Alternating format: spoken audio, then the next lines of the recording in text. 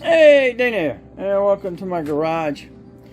Well, what you're looking at is the tire that's going on the 97 Mustang. This is because the tires that are on it are dry rotted.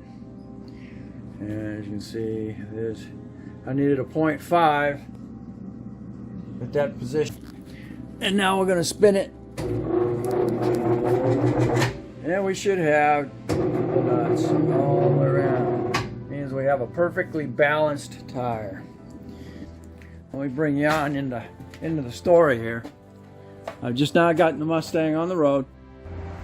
We got an inspection coming up in 10 days. Okay, so the reason for that is you can see the tires, see the cracks in them. That means they're dry rotted. And again, the major reason for it is they're a 2011. This one is a 2008. Now I've had it for about, where am I at on this thing? 18 or 19 years I've owned this. So mild, I got mild rust. Fortunately, a little bit of rust into the thing.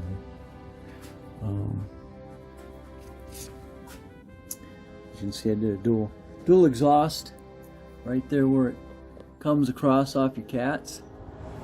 I cut that, and then I adapted it into it. So here we go. These are 18s. Most of them are putting 17s on your GTs. And what's these were deep dish. These came off of a 010. And I had to put a 2-inch spacer in here. I put a 2-inch spacer on the back. The reason for that is because the deep dish will go right up and bang up on your slide plate. So you got to be aware if you're going to do that. And then the rear I put it on here because it would clear your brake, but it would be way in here. Look like a drag race car. The wheel would be in here. It wouldn't be out even with the front. Here's a good example of the difference between a 225/50 and a 225/55. See, my wheel studs are just that much off. We're going to jack this up just a little bit. And that tells you why your height of your tire is your 250, is your 55, 50, 40, 45, 70.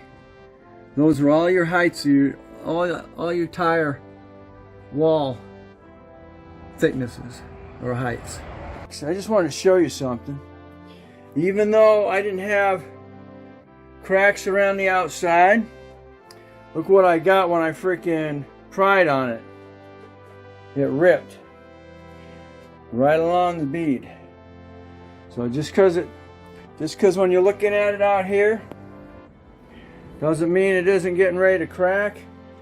And you can tell that because of when you look at your DOD number. Don't let it go beyond 10 years. Really shouldn't let it go beyond 7. A lot of tires don't last that long, but when you have classic cars and you got vehicles that you take off every year for the winter, you might put 3,000 miles on these tires a year. This is what you're looking for. Come to find out, I wound up grabbing 2 different brand tires. One was a Kelly and the other one was a Goodyear. And I was going to have to change to 2 more tires anyway. I'll go run back down to Wilbert's and see if I can find the matching tire. Well, I got down there, all I could find was the Goodyear tire, and I looked at it really close, and it was dry rot. I went to look for the Kelly was gone. All in just a day. But I had found a set of Kelly 235s, 55 18s, and there were a pair. So I picked these up, and that's what I'm putting on the rear right now. They're going to be perfectly fine. They're just a wider tire than the 225. Same height, 55s. When you get the 55s, they're going to be the same height, so they're not going to change your weight distribution, and that's okay. Then are in the front. You don't have to worry about anything catching on anything when you're trying to turn because it's so wide. I've seen the standard GTs have got a 17-inch rim, and they're running 245s. And we're ready to go on. I'm ready to put the other tire on there. We'll see how this looks with 225 in the front and 235s in the rear. If you decide to change your tire height or rim size, make sure you check your speed.